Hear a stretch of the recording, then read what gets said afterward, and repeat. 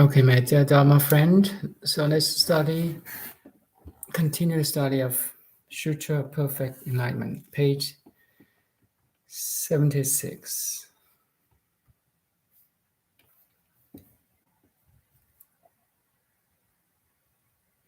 So today we arrived at the main content. After 7 or 8 session, page 75 or 76 is the main content. So 如是我闻, thus I have heard. Thus, like this, refers to the subsequently expounded Dharma. I have heard means that I have heard this Dharma from Buddha. Thus, I have heard one time the Bhagavan entered the supramundane great radiant bright garbha. So why does he say one time? If we recorded these dates for the preaching, then each sutra would be different. By simply saying one time, he covers all of them. Therefore, he merely says one time. Bhagavan is another name for the Buddha. Since this word has such an extensive range of meaning, I leave it untranslated in the Sanskrit. 如是我闻, so thus I have heard. Actually, 如是has a deeper meaning, means suchness. 如是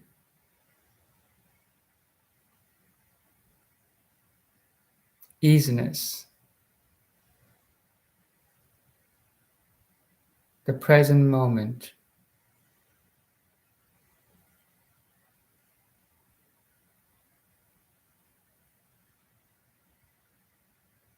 Which is already perfect and complete, right at this moment.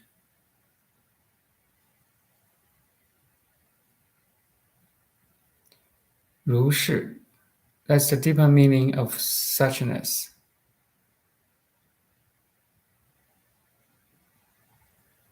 There's no future, there's no past, only this presence, only now, the eternal now.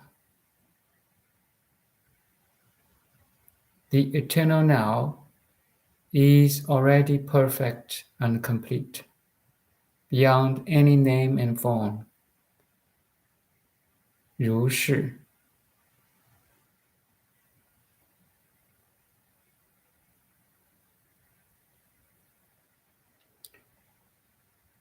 Thus I have heard one time the Bhagavan entered the supramundane great radiant bright garbha in the exactly attained Samadhi, where all tathagatas abide in radiant splendor. This is the ground of pure enlightenment of sentient beings, the equal original reality, where body and mind are completely erased. He completely filled the 10 directions with accordance with nonduality, and in this nondual state manifested all pure lands. So I read in Chinese. 如是我闻，一时婆伽婆入于神通大光明藏三昧正受，一切如来光严住持，是诸众生清净觉地，身心寂灭平等本寂。Such a beautiful, beautiful state. 圆满十方不二随顺，于不二境现诸净土。So, it's in the Dharma realm. It's not in the phenomenal world. It's in the mind.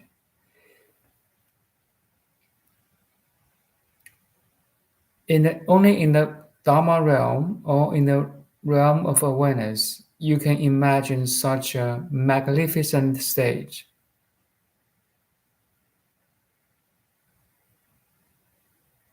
And it is true. If you really believe it, if you really understand it, if you really enter the state of Samadhi, and it's not far away at all, it's here, and it's not past, it's not future, it's right now. Non-duality also means non-dual in space and time. There's only one place, here. There's only one time, now. Non-duality in space and time.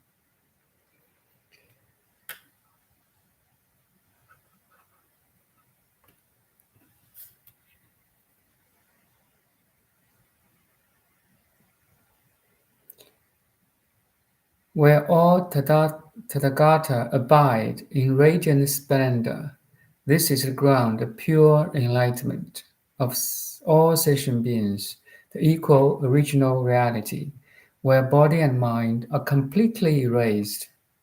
He completely filled the 10 directions with accordance with non-duality, and in this non-dual state manifested all pure lands. 身心寂灭，平等本寂，圆满十方不二随顺，于不二境界现诸净土。He was with 100,000 great Bodhisattva Mahasattvas. Those who served as leaders of assembly were now as 12 Bodhisattvas. Manjushri Bodhisattva, the first Bodhisattva, Manjushri, the symbol, the representative of wisdom. And the second, Samattabhadra Bodhisattva. Samattabhadra Bodhisattva is the representative of the wisdom in action. Then the third, universal vision. Fourth, Vajragarbha Bodhisattva. Fifth, Maitreya Bodhisattva. Sixth, pure wisdom Bodhisattva. Seventh, power and virtue unhindered Bodhisattva. Eighth, voice of discernment Bodhisattva. Ninth, purifier of all karmic hindrances Bodhisattva. 10, universal enlightenment Bodhisattva. 11, perfect enlightenment Bodhisattva. And the last one, and the 12th, most excellent of worthies Bodhisattva. With their retunes, all entered into same samadhi as the tathagata at the assembly of the equal Dharma. You see, Dharma world is not in the phenomena world. In a world or in the realm of awareness, pure mind. All Bodhisattva are with us right now. It's not long time ago. It's not in the future. It's this moment.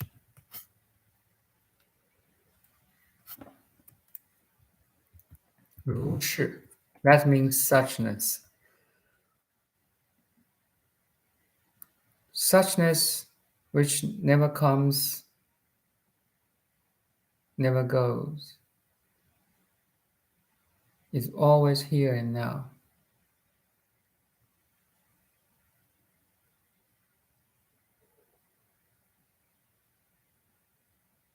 and we are in a supramundane, great, radiant, bright garbha.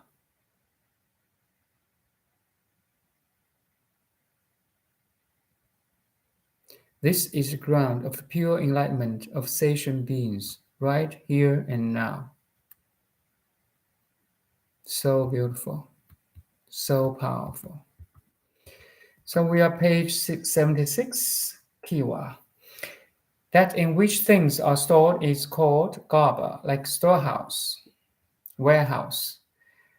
It has the meaning of containing, 如来藏, tathagatas, infinite big, infinite small warehouse. All the seeds of merits, all the seeds of suffering are here, are contained in this infinite big, infinite small warehouse. All the evolutionary traces are left in this warehouse, infinite big and infinite small. Also has the meaning of producing. The seed means it can be grow into something. The meaning of producing. It refers directly to the essence of enlightenment. The reason that the essence of enlightenment is indicated with this word is because it is where myriad virtues are gathered, and it is the place from which is the supramundane radiance emanates. 如来藏, open, connected, transparent, infinite big, infinite small.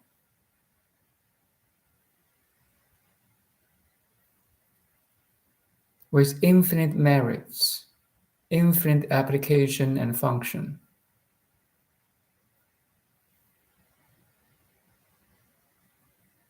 In which we're talking, we are sharing, we are involving.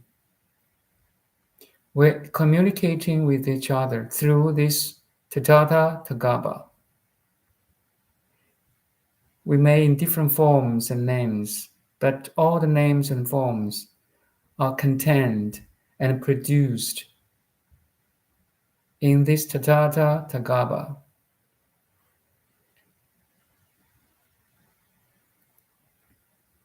This, as for the phrase, exactly attained Samadhi.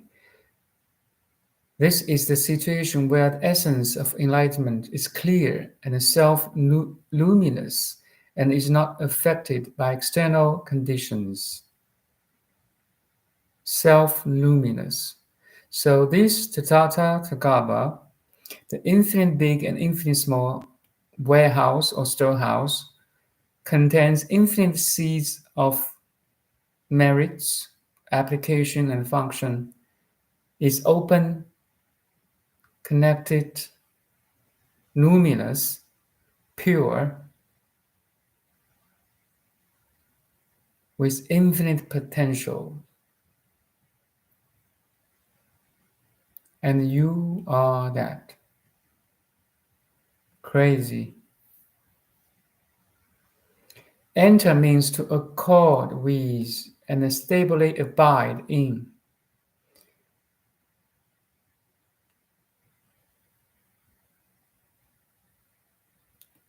Actually, you don't need to enter because you are it already. So,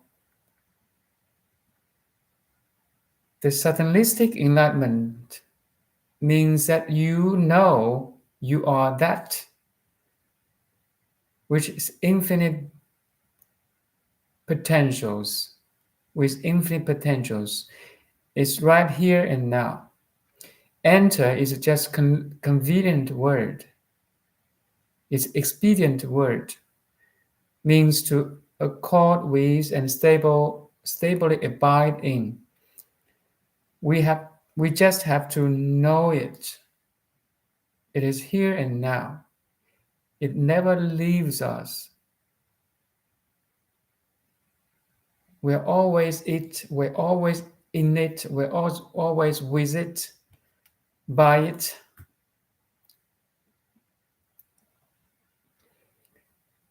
This clear and self-luminous body,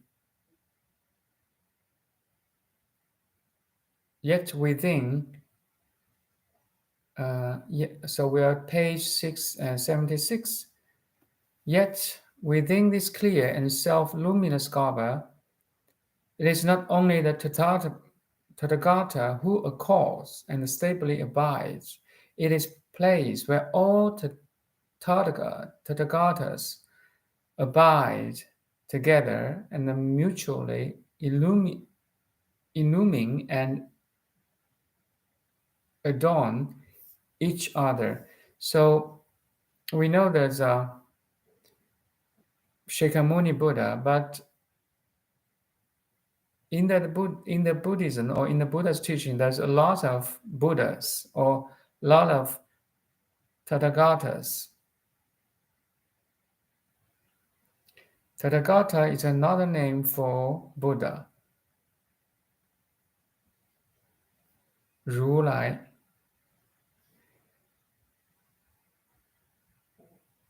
So it is Tathagata, sorry. Tathagata is the place where all tathagatas abide together and mutually illumine and adorn each other, and is not a place where only Buddha abide.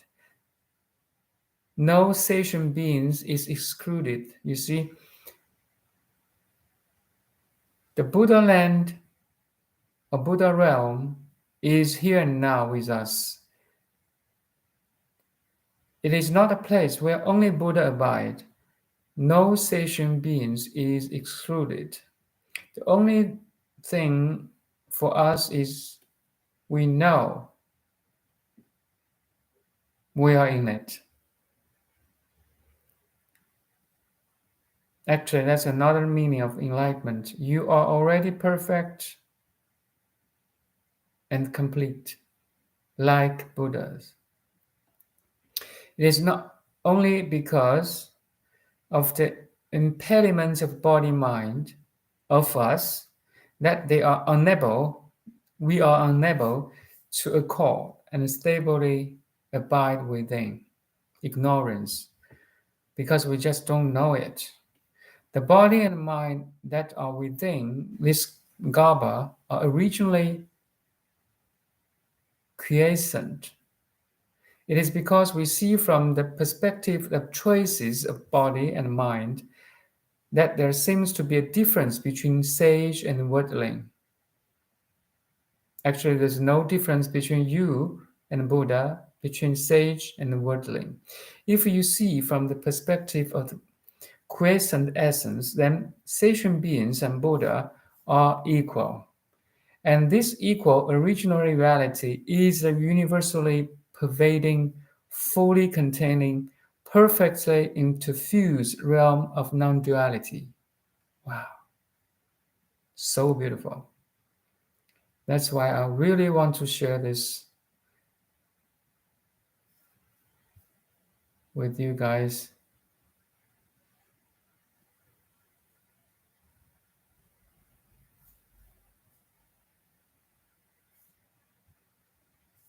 So page 76. If we see from the perspective of quiescent essence, then sentient beings of Buddha are equal, and this equal original reality is a universally pervading, fully containing, perfectly interfused realm of non-duality. It's here and now. No matter which coordinates of space-time you are living in or you are living with or in, every coordinate of space-time is included in this tathagata, universally pervading, fully containing, perfectly interfused realm of non-duality. The Buddha accords with it and stably abides in it. Without leaving quiescence, He manifests worlds in response to conditions. The Bodhisattva, 100,000 in number, comprised the audience. These 100,000 Bodhisattvas, along with their retinues, all enter Samadhi in the same subtle state as Buddha. Samadhi.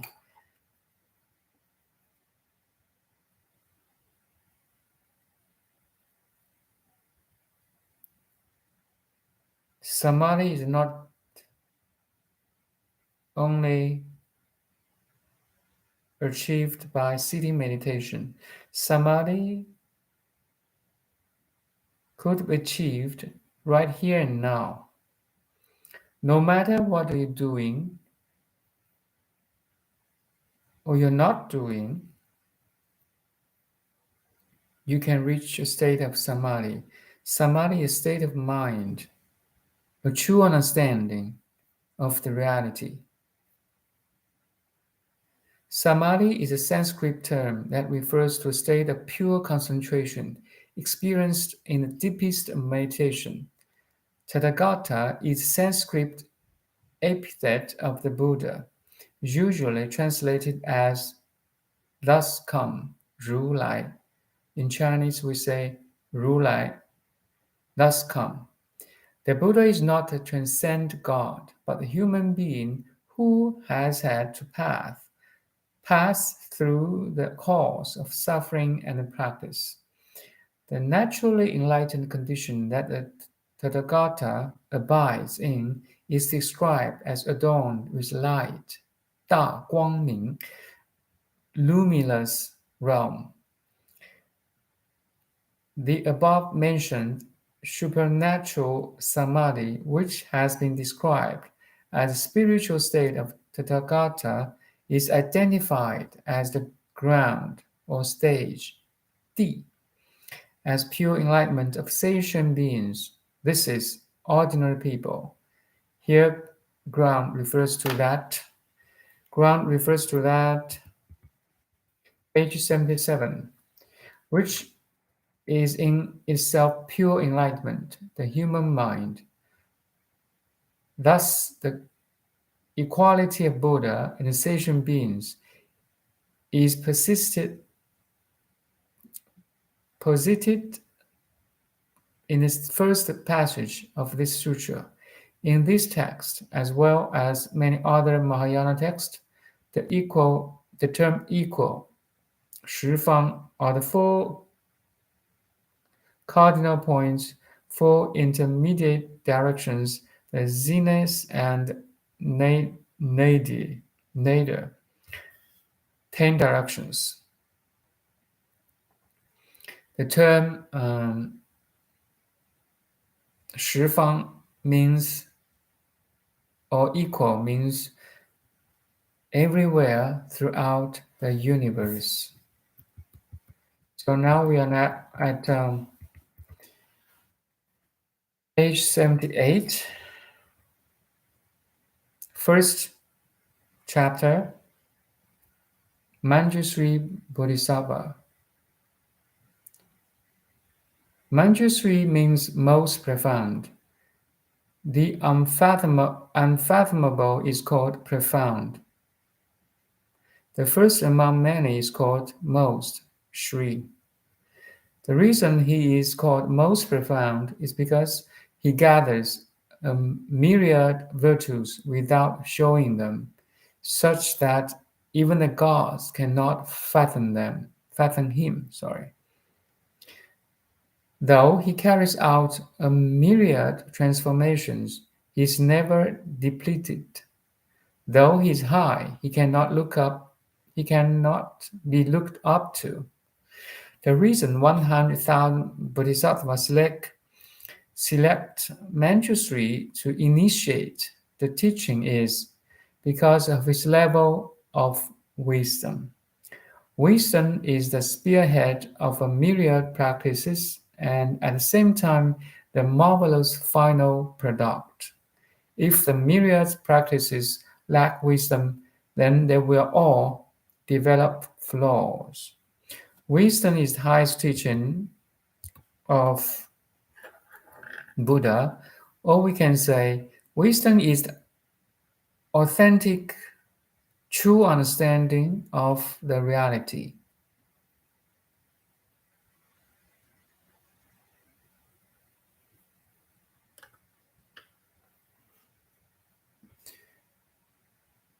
Flaws, 无漏, okay.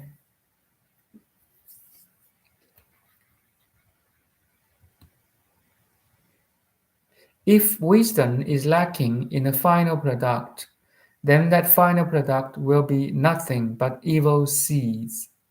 You see, the opposite of wisdom, or the lack of wisdom, we call ignorance. Ignorance is the greatest obstacle of enlightenment in the path of awakening. Therefore, it is said, among the myriad practices, there is not a single one that can lack this wisdom. Wisdom is the highest teaching in the Buddhism or in the Buddha's teaching. It is also said, not devising these ignorant understandings is called the excellent state. If you devise these understandings, you invite countless errors. So wisdom is priority. The way to avoid devising understandings is through the power of wisdom. It is because the Buddha wants to make all practitioners of perfect enlightenment first rely on wisdom and then practice. That he has manifestly asked the question, first explaining the Dharma practice of the tathagatas causal stage. So how to become Buddha? Is there any cause to lead to Buddha or lead to enlightenment? Yes. The shortcut is the most efficient way to be enlightened is that you are Buddha already. You are already complete and perfect. It's a causeless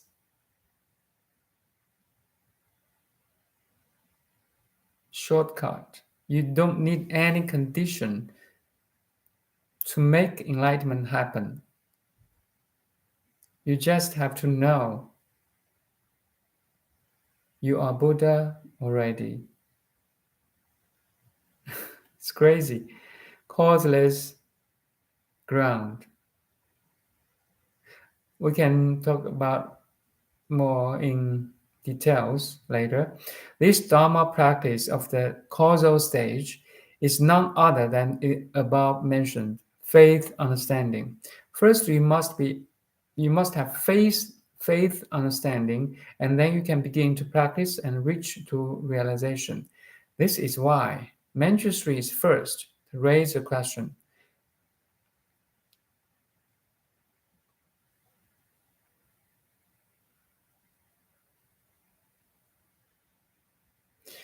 So my verse here is, if you want to understand the practices of the tathagatas causal stage, read and understand the questions put forth by Manjushri.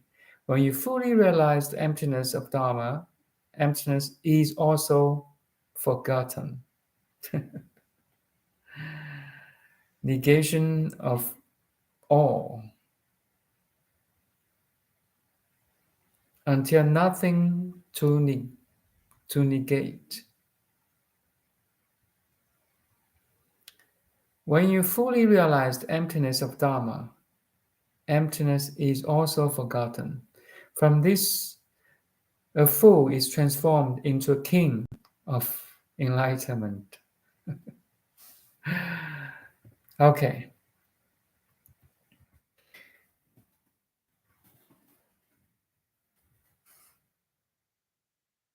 So we're page 79. Manjushri's question on Dharma practice of the causal stage. 于是文殊师利菩萨在大众中即从坐起，顶礼佛足，右绕三匝，长跪插手而白佛言。So that's Chinese. So Manjushri Bodhisattva arose from his seat in a great assembly, the first questioner.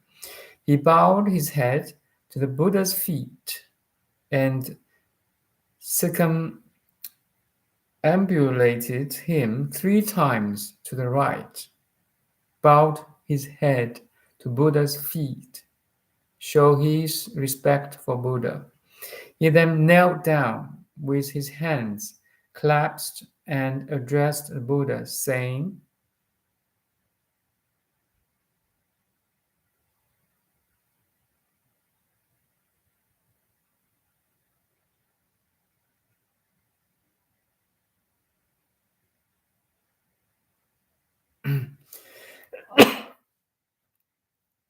So this is the ultimate in revering the Buddha and revering the Dharma.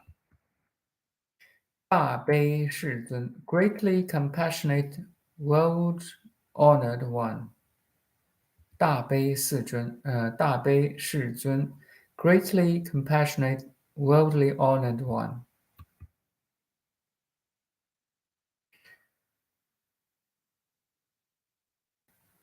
The fundamental reason that all Buddhas appear in the world is to save sentient beings. Since the vast desire to save sentient beings is originally from his great compassion, whenever someone wants to ask him to teach the essentials of Dharma, they should first address him as greatly compassionate, worldly honored one.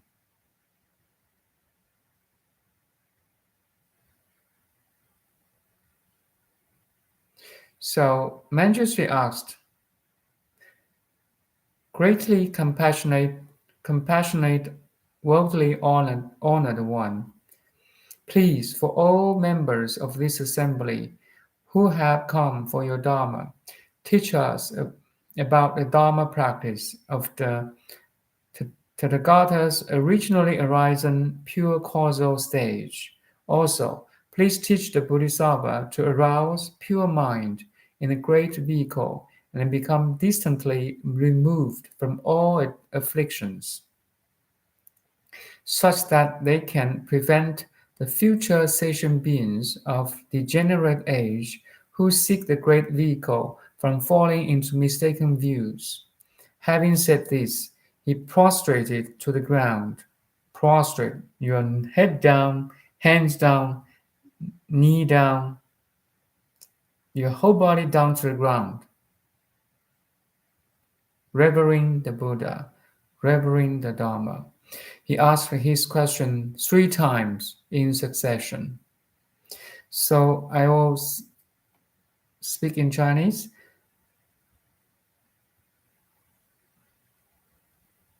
大悲世尊，愿为此会诸来法众，说于如来本起清净因地法行，即说菩萨于大圣中发清净心，远离诸病，能使未来末世众生求大圣者不堕邪见，作是于以五体投地。如是三请，终而复始。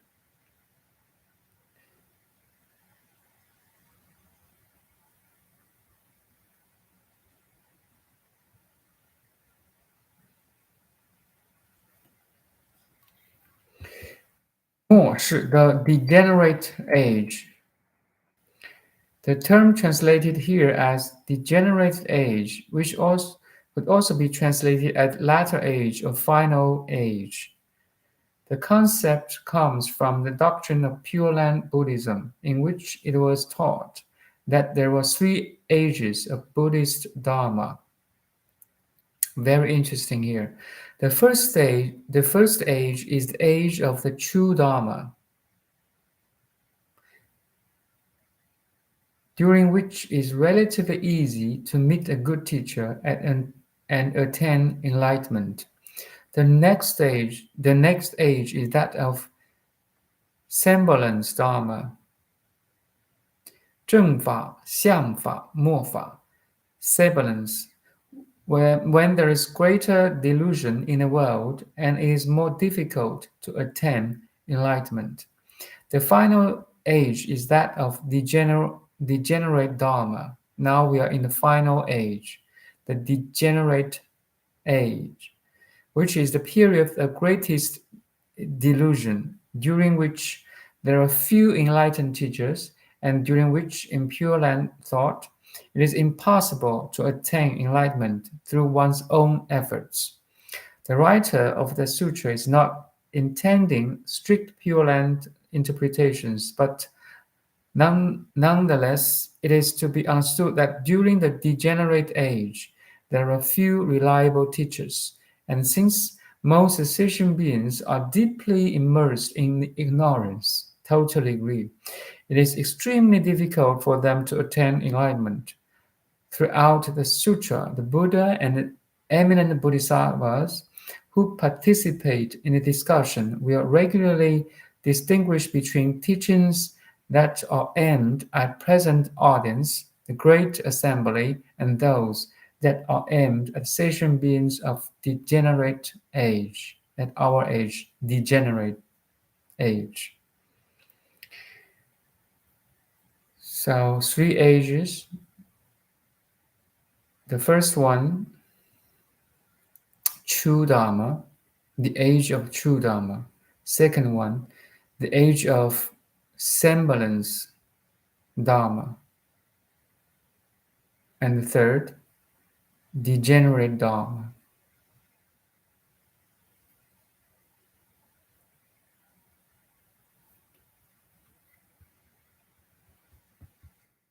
In contrast to the final product we say originally arisen. In contrast to defied habituation, we say purity.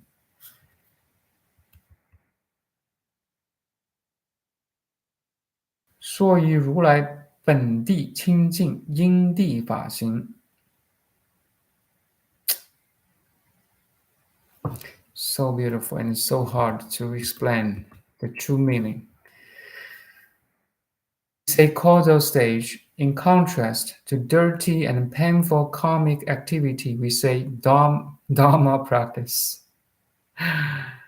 Now, if perfect illumination also has faith understanding, this means that the fundamental cause is already perfected. You see, we are already perfect and complete already. But for most worldly people, the limited mind cannot understand this.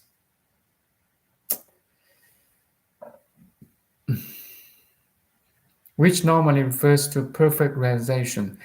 There must also be practice against defiled habituation and work toward further purification. There must be transformations of karmic activity into Dharma practice, the practice of accordance with reality. What is meaning of aroused, pure mind? Originally existent enlightenment is not different from Buddha. Everybody has a Buddha nature. Do you realize it or no? The seed of Buddha nature is already there. Do you practice to cultivate it to grow? It is only because deluded thought that we are not fully enlightened. Knowing this, you should think, the only reason there is a difference between Buddha and I is because of the stain of false thinking or ignorance. First, I must correct my habits and eradicate defilement by changing the old and actualizing the new in order to return to the fount of purity. Thinking in this way is called the arousal of pure mind, bodhicitta. What is the meaning of distantly removed from all afflictions? That the affliction that cripple the Dharma body are not of simple type.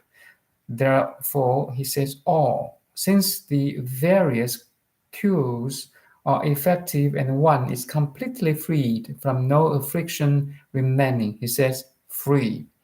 Why does he say able to prevent? If you want to save others, you must first save yourself. If you want to understand others, you must first understand yourself. If you really want to understand the other person's thoughts, you have to understand first your thoughts.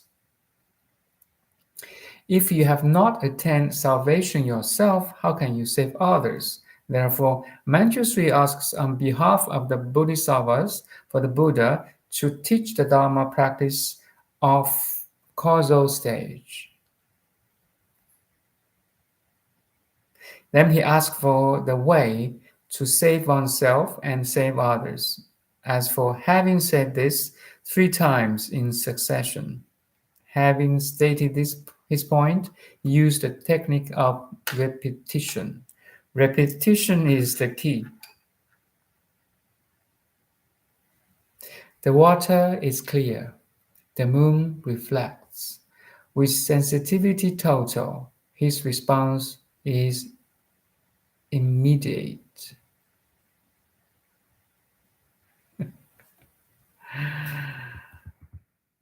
Okay, let's finish this at page 81 and end today. The Buddha is said to have a few different types of bodies, each of which represents a different way of perceiving his existence. The most basic division of the body is the Buddha into 3, Trikaya. There are Dhammakaya. Dhammakaya is a reference to the transcendence of form and the realization of true suchness.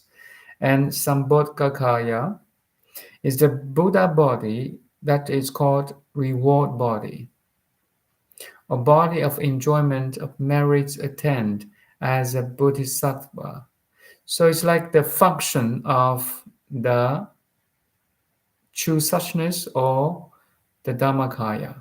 So the Sambhogakaya is the function of application of Dhammakaya. The third is Nirmanakaya, is the body manifested in response to the need to teach sentient beings. Of course, the Dharma body is the most profound, in that Buddha is here seen as the ultimate truth or principle of all existence. He might also understand the term to mean original enlightened nature of all existence.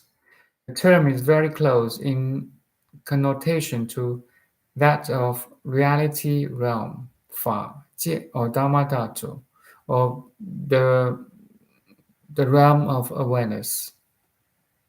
Okay, I think that's all for today.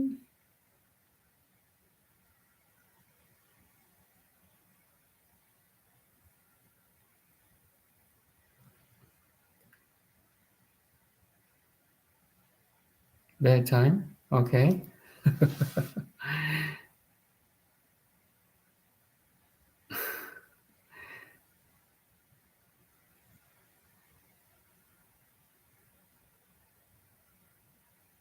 You start to appear frequently, you feel something to happen on Earth. On Earth, everything is happening, but nothing is happening.